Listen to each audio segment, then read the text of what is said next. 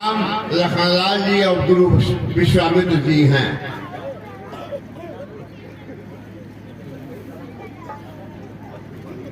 प्यारे राम,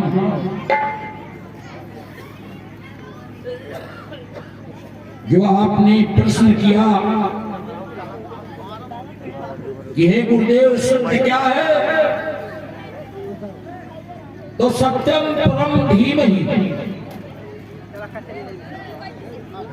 सत्यम माता सत्य माता सत्य पिता और सत्य गुरु, सत्यम परम धीमहि, सत्यम माता पिता ज्ञानम, धर्मो भ्राता दया सखा, शांति पत्नी क्षमा पुत्रो, खड़े ते मम बांधवा। ये सत्य के राह में ये छह प्राणी जो इस मानव शरीर से जुड़े हुए हैं, सत्यम माता सत्य है। तो जिस तरह बालक का पालन पोषण देखभाल मां करती है, अगर सत्य है आपके पास तो वह मां की तरह आपका पालन करेगा।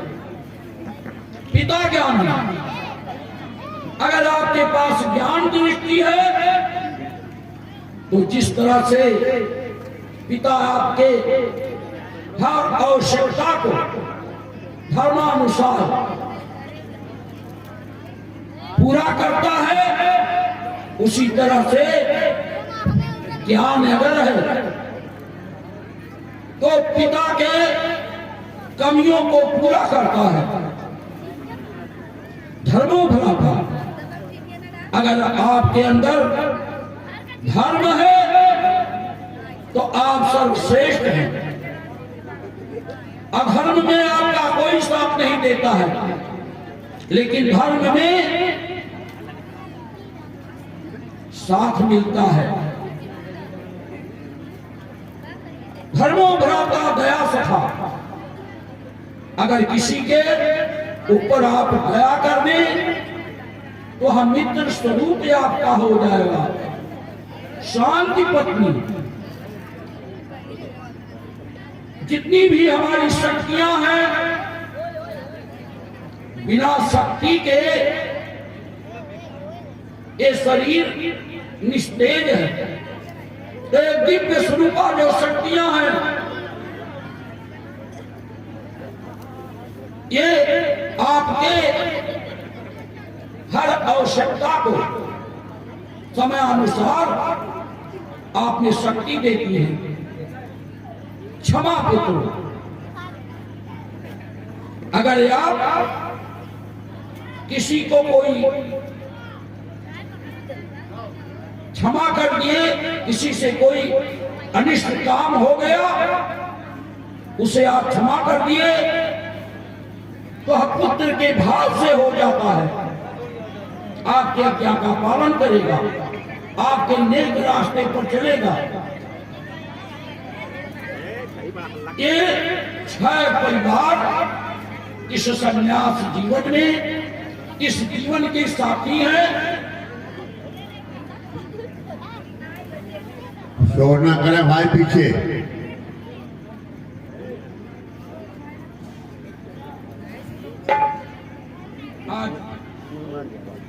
हे प्यारे राम,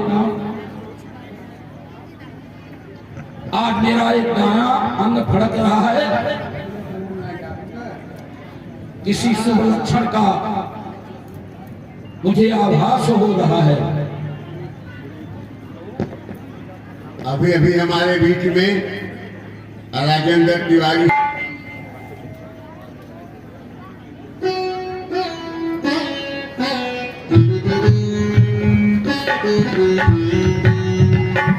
गुरुदेव के चरणों में दूध का प्रदान स्वीकार हो, कल्याण हो।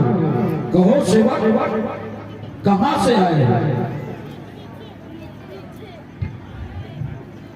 मैं जनकपुर से आया हूँ। ओ मिथिला नरेश, हाँ, जनक जी के यहाँ से। हाँ, ये पत्रिका एक लाया हूँ और पहले तो कह दिए हैं कि प्रणाम कह देना मुझसे।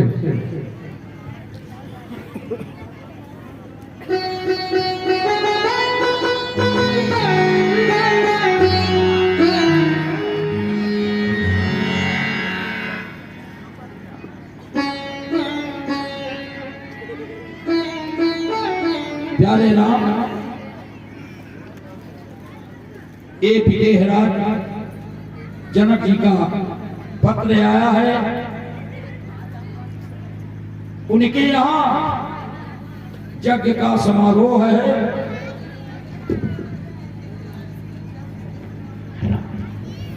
मेरे विचार से अगर आप लोग अयोध्या जाना चाहते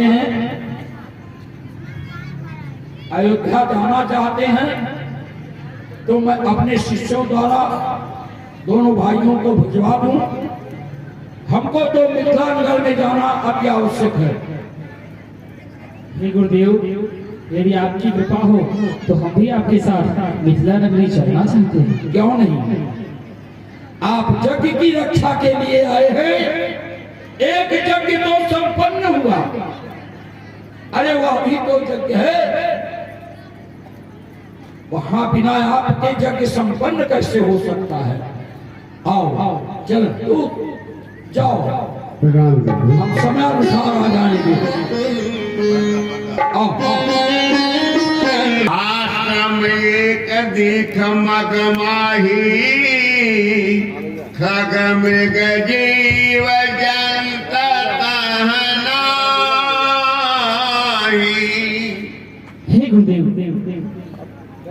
यह मार्ग में कैसा आश्रम दिखाई दे रहा है, जहाँ ना तो कोई जीव जंतु पक्षी वृक्ष कोई नहीं है।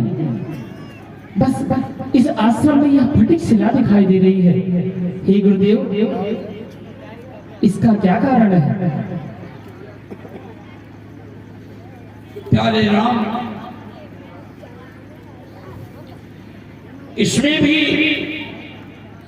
इस रहस्य में एक कथा है। यह गौतम की नारी अहिल्या है। ये श्रापवश शिला हो गई है, पत्थर हो गई है। हे गुरुदेव, कैसे? हाँ, अगर जानना चाहते हैं वैसे तो आप अंतर्ज्ञानी हैं, सब कुछ जानते हैं, लेकिन अगर आप जानना चाहते हैं तो सुने। एक बार की बात है कि इंद्र अपने दरबार में बैठे थे। उसी समय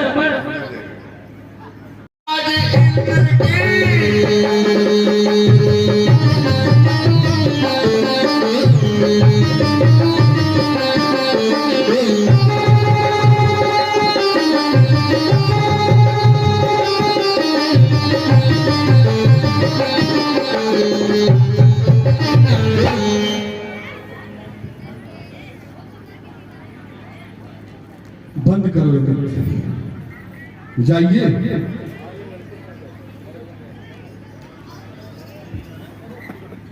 पता नहीं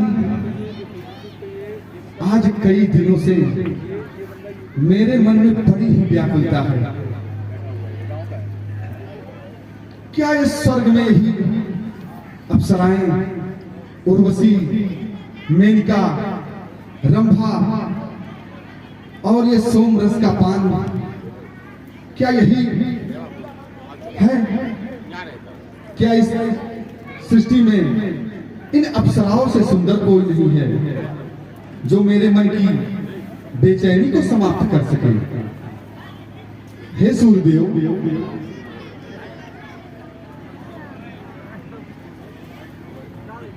कहिए देवराज। क्या इस सृष्टि में इन अप्सराओं से सुंदर कोई नहीं है? हे देवराज, मेरे प्रकाश के आगे कुछ तो दिखाई नहीं देता है, लेकिन जब आपने पूछ ही लिया है तो मेरे हिसाब से माता पार्वती सबसे सुंदर है। बैठिए।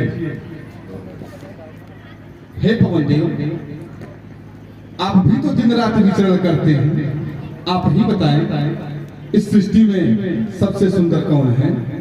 हे देवराज, मैं तो इस त्रिभुवन में विचरण करता हूँ। मेरे विचार से वो माता सरस्वती ही हमको अधिक सुंदर लगती है। ठीक। हे अग्निदेव, अब आप बताइए। हे देवराज, आप तो जानते हैं हमारे शरीर में इतनी जलन है, परंतु मैं कैसे बता सकता हूँ? पर आप पूछते हैं तो मैं बताता हूँ। इस सृष्टि में लक्ष्मी है। नहीं, ये तो त्रिदेवियां हैं। त्रिदेवियों की बात मैं नहीं कर रहा हूं। चलिए, आज की सभाएं स्थगित की जाती है। जाइए आप लोग। हे सखा चंद्रदेव, आप रुकिए। कहिए देवराज। आप तो मेरे परम हितैषी हैं। आइए, आप भी इस प्रकार मुझे इस विपत्ति की घड़ी में छोड़कर जा रहे हैं। मुझे आपसे ये उम्मीद नहीं थी। हे देवराज इंद्र, तो आप ही बताइए हम आपकी किस प्रकार से सहायता कर सकते हैं? हे सखा, आपका तो प्रकाश बड़ा ही शीतल होता है। आपके प्रकाश में तो त्रिभुवन के सारे लोग आनंद लेते हैं। तो उस सुकोमल अंगों वाली स्त्रियां क्या आपके प्रकाश का आनंद नहीं लेती हैं? अब क्या आपको भी इस सृष्टि में कोई सुंदर नहीं लगता? सिर्फ त्रिदेवियां ही हैं। हे देवराज इंद्र, मैं तो दिन रात दोनों विचरण करता हूँ। आप जब पूछ ही रहे हैं तो त्रिदेवियों के अलावा धरती लोक पर गौतम की पत्नी अहिल्या पंचकन्याओं में से एक है। वो परम सुंदरी है। हे देवराज, लेकिन आपको यह शोभा नहीं देता क्योंकि आप देवताओं के राजा हैं। हे सखा, शोभा और अशोभा की बात मत करो। क्या वो परम सुंदर है? देवराज, वो परम सुंदर है। क्या आपने उसे नजदीक से देखा है? हे देवराज इंद्र, हमारे शीतल प्रकाश से कोई वंचित नहीं है। हम अपने शीतल प्रकाश में सबको देखते रहते हैं। वह अत्यंत सुंदर है। हे सखा, तो आपने मेरी मन की व्याकुलता को खत्म कर दिया है। आप तो मेरे मित्र हैं। अब आप ही बताएं मैं उसे कैसे प्राप्त करूं, और मुझे उसे प्राप्त करना ही करना है।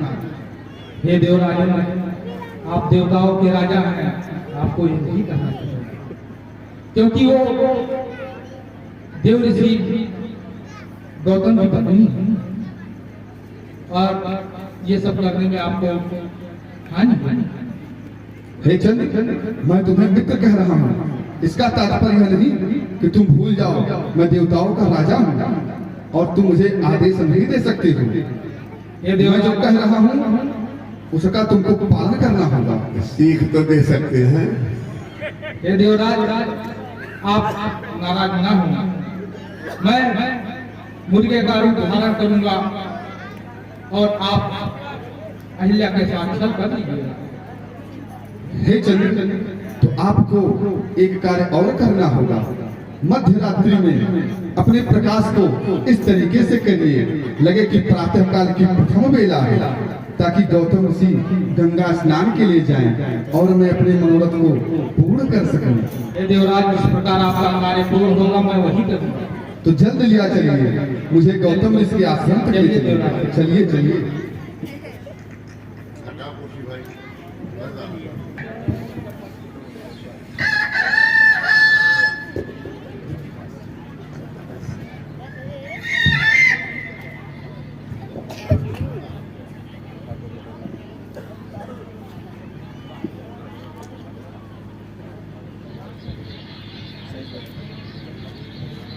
हे देवी,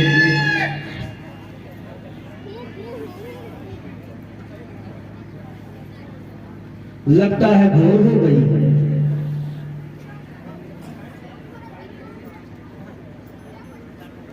कहीं रात हे प्रिय भोर हो गई है। मैं नित्य क्रिया के अनुसार गंगा तट हो जा रहा हूँ और तुम तब तक आश्रम की देखरेख करना, फूल को तोड़ लेना और मालाएं बनाकर मैं जल्द से वापस आ जाऊंगा। ठीक है नाथ, जाइए।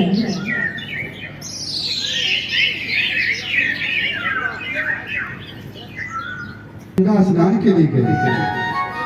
अब मैं अपने मनोरथ को पूर्ण कर सकता हूँ, लेकिन नहीं, यदि मैं इस भेष में जाऊंगा तो अहिल्या मुझे पहचान लेगी। इसलिए मुझे अपनी माया से गौतम ऋषि का ही वेश रखना होगा। मैं गौतम ऋषि का ही वेश बनाता हूँ।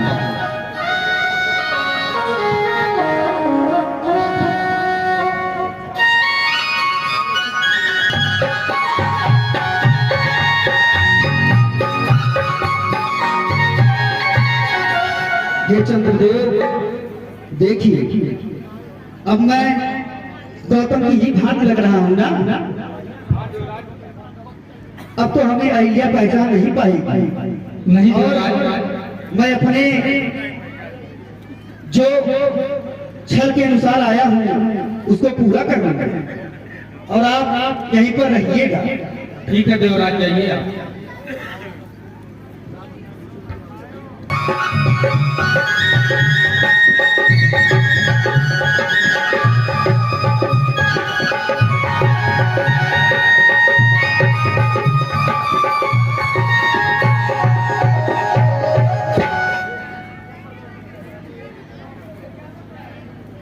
अरे गौतम, ये क्या?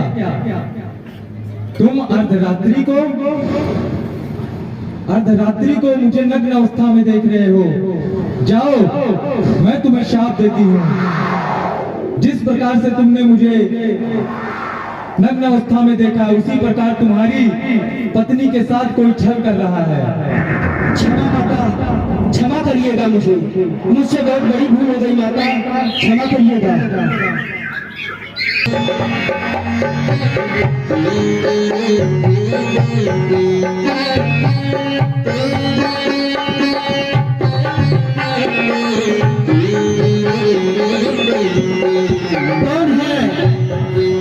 कौन है जो मेरी पत्नी अहिल्या के साथ छल कर रहा है?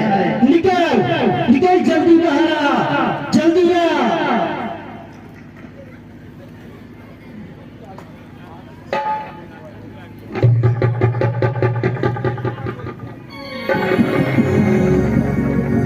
निकल, जल्दी आ।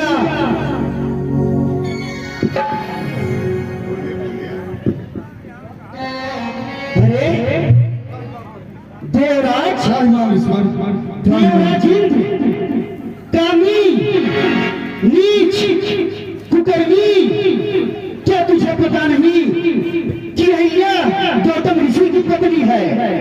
तुझे इतना ज्ञात नहीं कि मेरा क्रोध कितना भयानक है?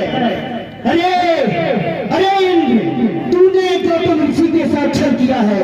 जा जा, मैं तुझे श्राप देता हूँ, तेरे शरीर में शास्त्र भंग हो जाए। क्षमा ईश्वर, क्षमा। अरे क्षमा करिए। हे मुझे चंद्रमा, क्षमा। तू भी इस कपटी के साथ है? इतना बड़ा नीच तू भी हो गया है? तुझे अपनी सुंदरता पे इतना घमंड है कि तू गौतम ऋषि के पत्नी के साथ छल करने के लिए आ गया। जा जा, मैं तुझे भी श्राप देता हूँ और तेरे शरीर में कालिक हो जाए।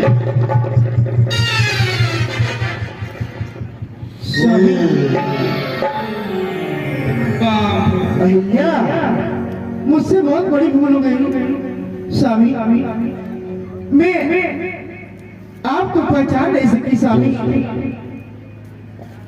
आप ही के भेष में ये छोटा मेरे कुटिया में आ गया। मुझे क्षमा करिए नाथ, मुझे क्षमा करिए। अरे तुझे इतना पता नहीं कि तू किसकी पत्नी है और अपने काम वासना में इतना लीन हो गई कि गौतम ऋषि को भूल गई, नहीं सारे स्वामी को भूल गई। नहीं स्वामी, ये तो आप क्या रूप धर के आया था, इसलिए मैं पहचान नहीं सकी ना थी, मुझे क्षमा कर दीजिए। नहीं, दूर रह तूने जिस प्रकार से अपने स्वामी के साथ छल किया है, जा मैं तुझे श्राप देता हूँ, तू तुरंत शिला के रूप में हो जा।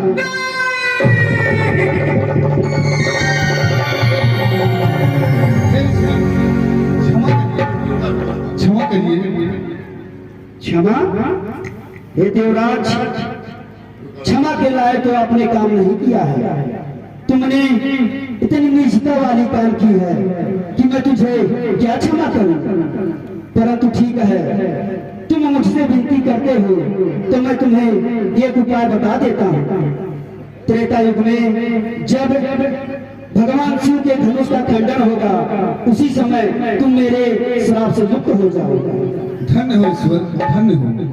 स्वामी, मैं तो आपकी पत्नी, थोड़ा इतना तो कृपा करिए ना थी, मेरे ऊपर ही ना थी, मेरा उद्धार कैसे होगा? हे अहिए, क्षमा के योग्य तो तू भी नहीं है, परंतु ठीक है, पत्नी होने के नाते मैं तुझे एक उपाय बता देता हूँ। जब त्रेता युग में श्री भगवान विष्णु मनुष्य अवतार में आएंगे और वन में राक्षसों का वध करते हुए, ऋषि मुनियों का उद्धार करते हुए इस वन में आएंगे, उसी समय तुझे अपने पैरों से स्पर्श करेंगे, फिर तू मेरे पाप से मुक्त हो जाएगा। ठीक है।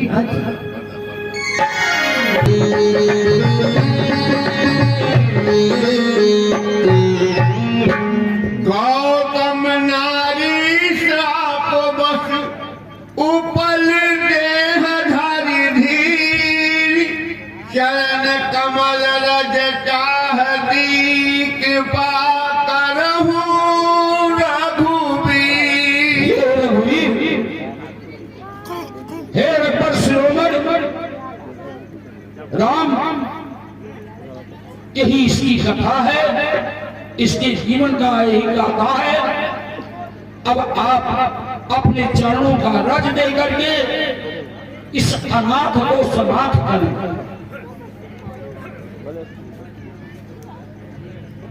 बोलिए भक्त वत्सल भगवान राम की।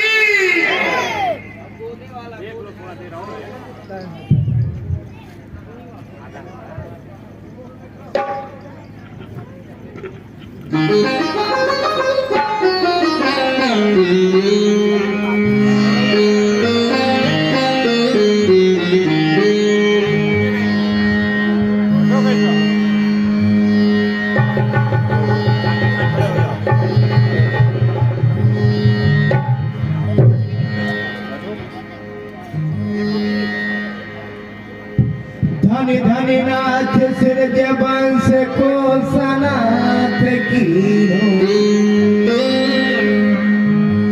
धन धन नाथ सिरज वंश को सनाथ कीनो। आगे के लिए चले राम लक्ष्मण मुनि संगा,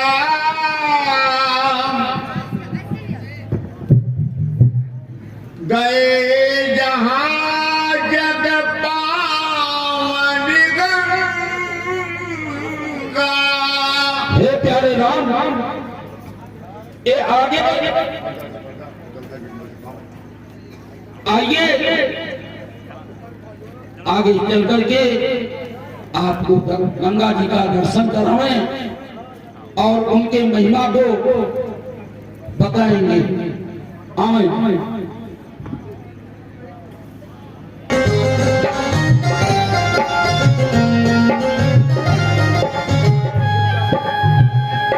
आधार गंगे।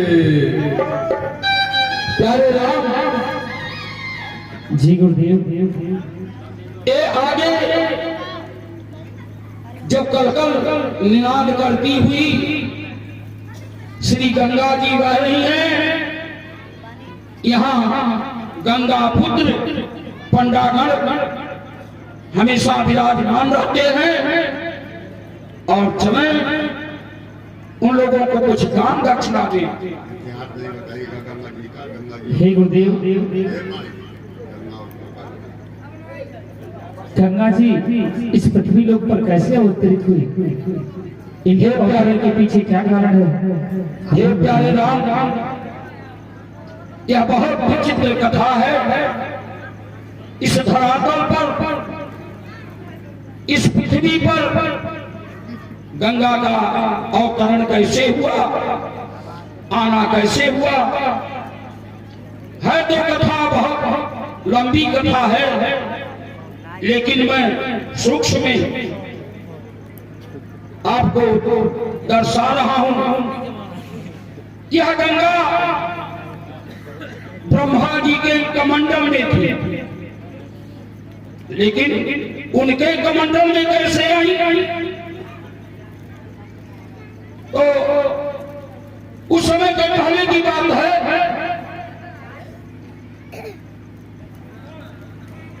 कि देव और दानवों में हमेशा युद्ध हुआ करता था, जबकि माता दो और पिता एक।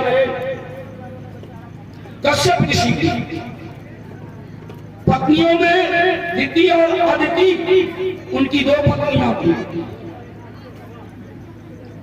एक से देव और एक माता से दानव। दानों की उत्पत्ति हुई। कभी हिस्से के लिए कभी किसी न किसी प्रकार से विवाद होता रहता था। कभी दैत्य बलि हुए तो कभी देव बलि हुई। ऐसा ही समय आया कि दैत्य बलि हुए और वह उस समय राजा बलि थे। उनके द्वारा देवताओं की प्राश्ति हुई, हार हुआ था। देवता प्रार्थना करने लगे कि हे प्रभु, हम राजा बलि के इस शासन में बहुत दुखी हैं। तो राजा बलि के उस शासन में दुखी देखकर भगवान ने कहा, अगर कोई भी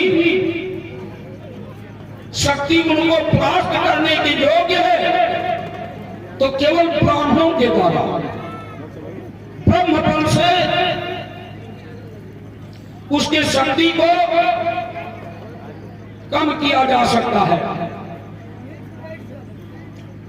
क्योंकि ब्राह्मण सो की समुद्र लियो, ब्राह्मण ने बलिराज उजारा और ब्राह्मण लात हनी हरि को, ब्राह्मण से परमेश्वर हारा और ब्राह्मण से जल बैर करो।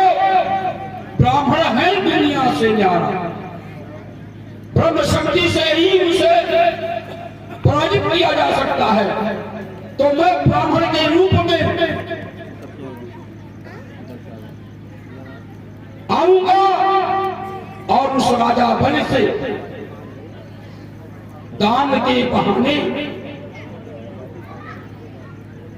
उसके सारे पृथ्वी को नापूंगा। ऐसा ही हुआ। भगवान वामन रूप बना करके उस समय राजा बलि अपने यज्ञशाला में यज्ञ कर रहा था। शुक्राचार्य जी यज्ञ करवा रहे थे। वामन रूप में भगवान पहुंचे। उस पटुक रूप को देखकर राजा बलि बड़ा प्रभावित हुआ और कहा कि ब्राह्मण देव आप आए हमारे दरबार में। ब्राह्मणों का पूजा होता है, मान सम्मान है, आपको क्या मिला? उस समय वामन भगवान ने कहा उस पटुक भगवान ने कि तुम क्या देगा, मेरे लिए छत्र ही काफी है। कहे नहीं, आप जो मांगेंगे दूंगा। महाराज सगर हुए। सगर के दो रानियां थी। दोनों रानियों ने बड़ी तपस्या के बाद एक रानी से अजमंजस और एक रानी से 60,000 पुत्रों का जन्म हुआ। राजा सगर अश्वमेध यज्ञ करके इंद्र के पद को प्राप्त करना चाहते थे। उनकी इच्छा थी, क्योंकि इच्छा प्रबल होती है। तो महाराज सगर जी ने अश्वमेध यज्ञ का प्रावधान रखा और उसमें अश्व को छोड़ा गया। एक पत्र में, दाम पत्र में अंकित करवाकर उस घोड़े के मस्तक पर बांधा गया कि जो परास्त करे वह युद्ध करे। घोड़ा सब जगह अपने 60,000 पुत्रों को और सैनिकों को लगा दिया कि देख रेख करो।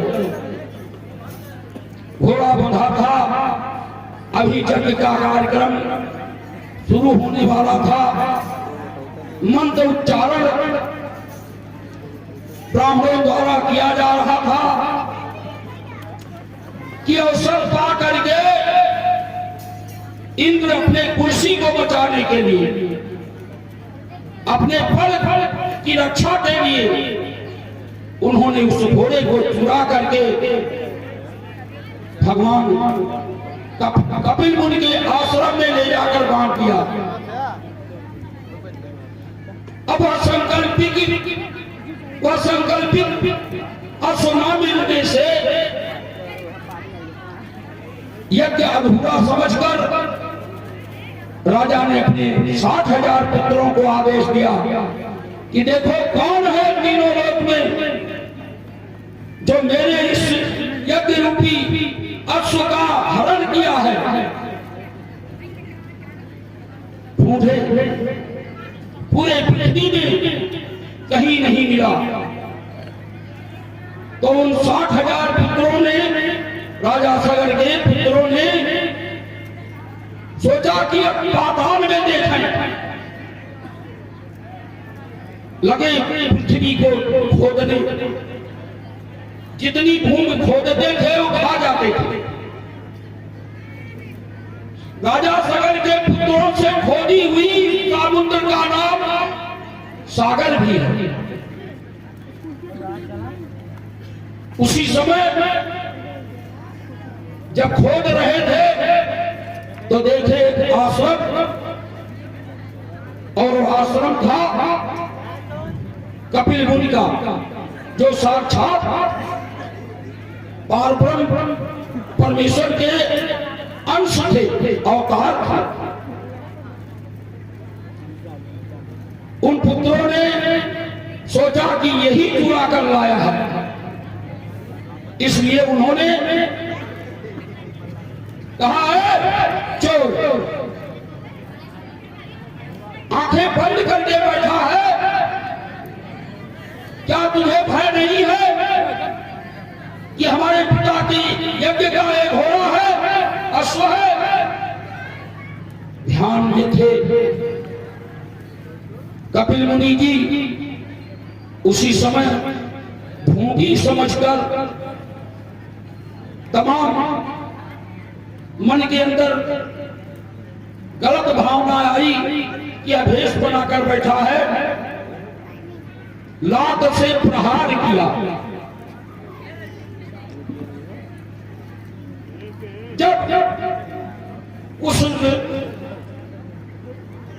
भगवान के ध्यान अवस्था में कपिल मुनि की आंख खुली तो उनके जोग दृष्टि से, क्रोध दृष्टि से जो ही देखा 60,000 पुत्र जलकर भस्म हो गए। राजा सगर को सूचना मिला। राजा सगर गए, बहुत प्रार्थना की, विनती किया कि हे प्रभु, आप ऋषि मुनि हैं, अब ये बतावें कि इनका उद्धार कैसे होगा।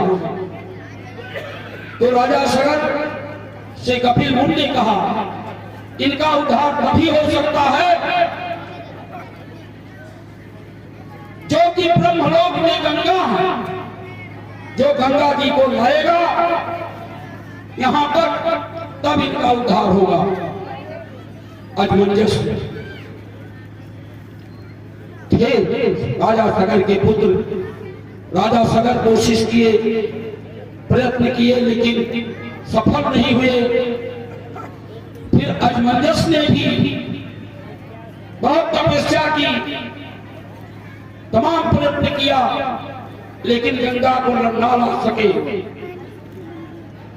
उनके ही पुत्र हुए अंशुमान, अंशुमान ने भी कोशिश की, लेकिन सफल नहीं हुए।